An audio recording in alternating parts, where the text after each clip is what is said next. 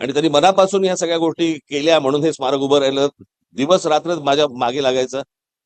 आणि आपल्याकडे परवानग्या मिळाल्या तर म्हणजे कठीण असतं, सगळ्या गोष्टी कठीण असतात. महानगरपालिका, राज्य सरकार आणि सगळ्याच मधनं त्या परवानग्या मिळणं म्हणजे इतकं कठीण होऊन बसतं. आपल्याकडे काय आहे, अनधिकृत करायला गेलात ना तर त्यांना परवानगी लागत नाही, पण अधिकृत करायला गेलात की खूप परवानग्या लागतात. कळलं? तर त्याच्यामुळे अधिकृत करताना जरा बराच वेळ गेला खरं तर. हे अगोदरच खूप अगोदर व्हायला पाहिजे होतं.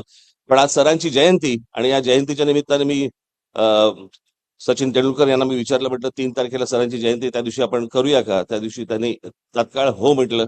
आणि मी सचिन तेंडुलकर यांचे देखील मी आभार मानतो. आणि आज आपण सर्वजण जाताना ते स्मारक बघाल आणि आपल्याला देखील सर्वांना ती स्मारक आवडेल अशी एक आशा अपेक्षा बाळगतो.